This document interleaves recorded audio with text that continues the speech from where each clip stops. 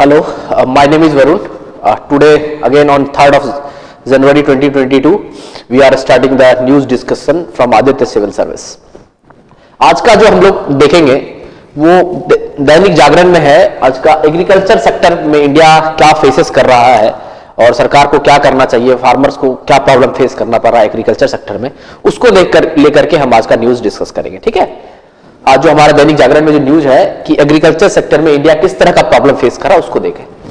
अगर हम देखें तो जो अभी जो सरकार है नरेंद्र मोदी लेड गवर्नमेंट, वो 2014 में जो सरकार आई तो उन्होंने एक चीज कहा था कि we will increase the farmer income, double करेंगे farmer income in next 7 year till 2022।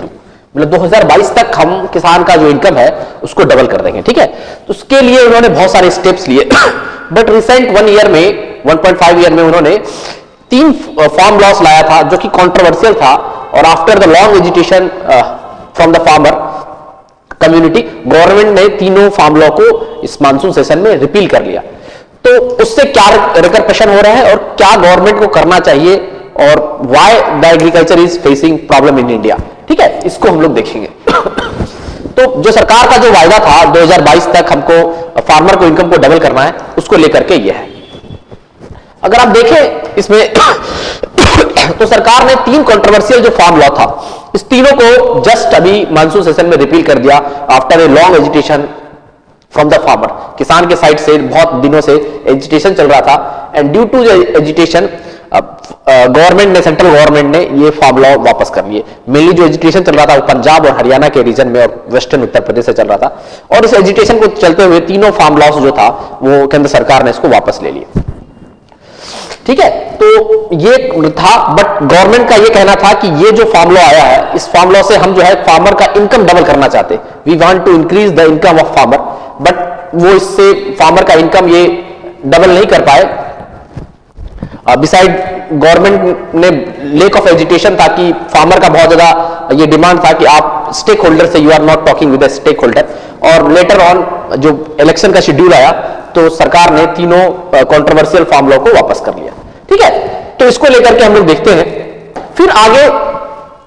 अब इंडिया में क्या है कि क्यों फार्मर एग्रीकल्चर सेक्टर है ये प्रॉब्लम फेस कर रहा है। अगर आप देखें तो हमारा 56% जो वर्कफोर्स है वो कृषि में इंगेज है, मतलब एग्रीकल्चर और उससे जुड़ा हुआ एक्टिविटी में ले है। हमारा जो 56% वर्कफोर्स है वो प्राइमरी सेक्टर में इंगेज है, एग्रीकल्चर और उससे जुड़ा हुआ एलाइड सेक्टर में इंगेज है। बट उसका अगर आप जीडीपी में देखें तो 70% ही उसका कंट्रीब्यूशन है, 17% ही उसका सकल घरेलू, देश के सकल घरेलू उत्पाद में उसका कंट्रीब्यूशन है। ये तो जो पॉपुलेशन है वो प्राइमरी एक्टिविटी में 56% लोग इसमें इंगेज है, बट कंट्री के जीडीपी में इसका 70% ही कंट्रीब्यूशन है। तो सरकार ने, अगर आप देखें तो अगर इस सेक्टर का ग्रोथ करता है, मतलब 56% लोग अगर ग्रो करेंगे तो ट्रिमेंडस चांसेस है कंट्री को लॉन्ग टर्म में अच्छी ग्रोथ का। ठीक है, क्योंकि 56% लोग हैं और उसका जीडीपी में मात्र 17% कंट्रीब्यूशन है, तो सरकार को कहीं ना कहीं अगर ज्यादा इंफोसिस करना है तो वो फार्म मतलब प्राइमरी सेक्टर पे ज्यादा फोकस करना है, जिससे क्या होगा सेकेंडरी और tertiary sector automatically will grow.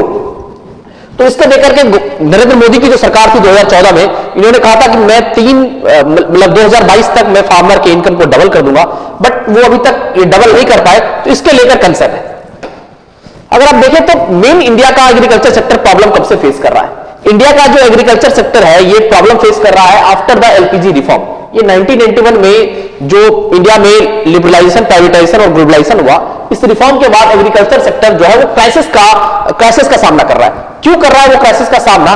Because हमने सर्विस और मार्केट ओरिएंटेड इकोनॉमी पे, डिमांड और सप्लाई पे हम ज्यादा निर्भर हो गए। ठीक है, हम जो है ज्यादा निर्भर हो चुके हैं वो सर्विस और मार्केट ओरिएंटेड थिंग्स पर, मतलब एग्रीकल्चर सेक्टर हमारा फेसेस प्रॉब्लम कर रहा है। But despite of this thing government ने बहुत ज्यादा फोकस किया है कि फार्मर को इनकम को बढ़ाने के लिए, और 2022 तक सरकार ने किसान को इनकम को 2x करने का वादा किया था, डबल करने का वादा किया था। इसके लिए सरकार ने क्या क्या स्टेप लिया?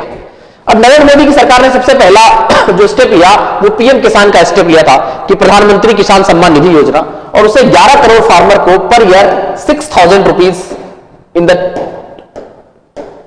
2,000 रुपीज 6,000 रुपीज एनुअल उनके खाते में भेजने का काम किया, डायरेक्ट बेनिफिट ट्रांसफर के थ्रू। तो सबसे पहला फार्मर्स के इनकम को डबल करने के लिए सरकार ने क्या किया? सबसे पहला काम किया कि पीएम किसान के तहत इन्होंने 11 करोड़ किसानों को एनुअली 6,000 रुपीज 2,000 की इंस्टॉलमेंट में 3 बार भेजने का काम किया। ठीक है, मतलब हर 4 महीने में 2,000 रुपए उनके डायरेक्ट खाते में, उनके अकाउंट में जाएंगे। दूसरा जो काम किया सरकार ने कि 22 क्रॉपों के लिए मिनिमम सपोर्ट प्राइस लागू कर दिया। जो 22 क्रॉप है उसमें से 14 खरीफ है, 6 जो है रबी का है और 2 जो है वो कमर्शियल क्रॉप है। इस क्रॉप के लिए मिनिमम सपोर्ट प्राइस मतलब न्यूनतम समर्थन मूल्य निर्धारित कर दिया। बट इससे एक और प्रॉब्लम है कि समर्थन मूल्य का जो है ये एक अलग कॉन्सेप्ट है, बट सरकार जो है समर्थन मूल्य जो है वो लीगलाइज नहीं कर पाई अभी तक। गवर्नमेंट जो है वो समर्थन मूल्य को लीगलाइज नहीं कर पाया कि if the individual is not getting the minimum support price, अगर कोई पर्सन मिनिमम सपोर्ट प्राइस नहीं मिल पा रहा है तो उसके लिए वो क्लेम कर सके, दैट इज नॉट, ये नहीं है, ये लीगल नहीं है। तो इसका एक प्रॉब्लम फेस करना पड़ रहा है। और 14 खरीफ क्रॉप के लिए, 6 रबी क्रॉप के लिए और 2 कमर्शियल क्रॉप के लिए हमको मिनिमम सपोर्ट प्राइस मिलता है। ठीक है, उसके बाद अगर हम देखें तो गवर्नमेंट ने ई नैम करके पोर्टल बनाया है कि नेशनल एग्रीकल्चर मिशन के थ्रू ई नाम पोर्टल बनाया है और 2022 तक हमने करीबन 1000 मंडियों को, जो फार्म मंडी है, एग्रीकल्चर मंडी है, उसको हमने ई नाम से जोड़ दिया था। और फिर 2022 तक हमारा लक्ष्य है कि हम 1000 और मंडियों को ई नाम पोर्टल पे जोड़ दें। ठीक है, तो 2000 हमारी मंडी जो है वो ई नाम पोर्टल पे जुड़ जाएंगे। तीसरा है कि हमने क्या किया है कि 13 ऐसे कंट्रीज है जहां पर हमने फार्म सेल लगाया है। अब फार्म सेल क्या है कि हमारे पास जो विदेशों में जो हमारे एम्बेसीज है वहां पर हम ये देखते रहते हैं कि किस उस कंट्री में किस चीज की कमी है, और जिस चीज की कमी रहती है यहां से वो गुड्स को हम वहां सप्लाई करते हैं ताकि फार्मर का इनकम उससे बढ़े। तीसरा जो हमने, उसके बाद हमने जो काम किया है वो हमने 2014 में जो गवर्नमेंट आई इस सरकार ने डिस्ट्रीब्यूशन किया, क्वालिटी सीड्स लोगों को, इरिगेशन के लिए पर ड्रॉप मोर क्रॉप का कॉन्सेप्ट दिया, फर्टिलाइजर और पेस्टिसाइड्स पे बहुत ज्यादा काम किया। ठीक है, नीम कोटेड यूरिया, जैसे फर्टिलाइजर में सरकार ने नीम कोटेड यूरिया को इंट्रोड्यूस किया और पेस्टिसाइड्स में भी गवर्नमेंट ने बहुत ज्यादा रिफॉर्म किया। तो क्वालिटी सीड पे इंप्रूवमेंट किया, इरिगेशन पे सरकार ने काम किया। इरिगेशन मीन्स हमारा ज्यादातर एरिया जो है वो रेनफेड मतलब मानसूनल डिपेंडेंट है। ठीक है, तो हमने उसके लिए, हमारे इरिगेशन में बहुत ज्यादा वाटर लॉस होता है, तो हमने उसके लिए पर ड्रॉप मोर क्रॉप का कॉन्सेप्ट किया ताकि स्प्रिंकल और ड्रिप इरिगेशन से हम इसको कर सके। उसके बाद फर्टिलाइजर पे हमने, जैसे यूरिया में हमने नीम कोटेड यूरिया का इस्तेमाल किया और फर्टिलाइजर पेस्टिसाइड्स में भी हमने बहुत अच्छा काम किया। उसके बाद हमने व्हीट और राइस के सिवा हमारा जो मोर फोकस है वो ऑयल और पल्स की तरफ है कि व्हीट और राइस में हम तो सेल्फ रिलायंस और सेल्फ सफिशिएंट है ही, बट हमको ज्यादा फोकस किधर करना है तो ऑयल में और पल्स में, मतलब हमको तेल में और हमारे दाल में हमको ज्यादा फोकस करना है। क्योंकि हमने अभी लॉकडाउन के समय में हमने देखा कि हमने दालों को पीडीएस के थ्रू देना चालू कर दिया, मतलब पब्लिक डिस्ट्रीब्यूशन सिस्टम के थ्रू हमने दालों को देना शुरू कर दिया। तो हम ज्यादातर ऑयल के लिए हम बहुत ज्यादा डिपेंडेंट है फॉरेन कंट्री के लिए, और नेशनल एडिबल मिशन की तरह हम ऑयल जो है पाम ऑयल है हम इंपोर्ट करते हैं। ठीक है, तो हमको सरकार ने ज्यादा फोकस अब किया है इस बार ऑयल के लिए और पल्स के लिए ज्यादा फोकस किया है। हम तो अभी सेल्फ रिलायंस हैं, आपकी व्हीट और राइस में हम सेल्फ रिलायंस सेल्फ सफिशिएंट है। तो ये चीज हमने देखा। फिर से इसको मैं एक बार रिपीट कर देता हूं। हम इस आर्टिकल में क्या देख रहे हैं, इस आर्टिकल में हम देख रहे हैं कि गवर्नमेंट ने किस तरह से फार्मर का जो इनकम बढ़ाने का काम किया है।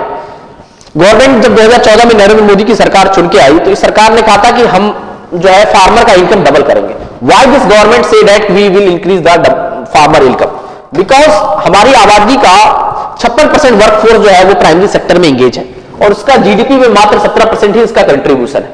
ठीक है, सकल घरेलू उत्पाद में इसका बहुत 17% ही कंट्रीब्यूशन है। तो इंडिया को ट्रिमेंडस पोटेंशियल है हमारे पास कि हम बहुत ज्यादा ग्रोथ कर सकते हैं। और हम ये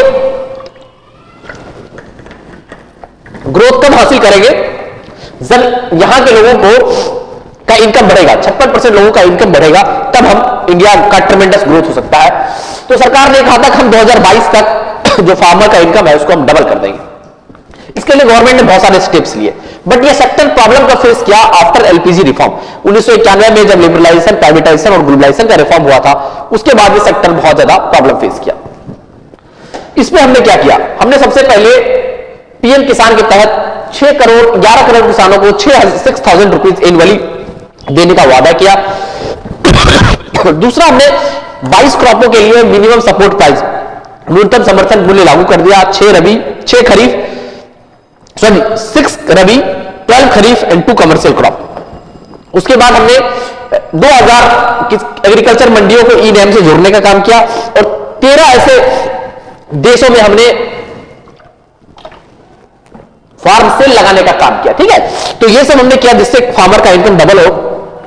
और उसके बाद हमने व्हीट और राइस पे को छोड़ करके हम अभी ज्यादा फोकस जो है हम ऑयल और पल्सेस पे कर रहे हैं। तो ये हमारा व्यू है।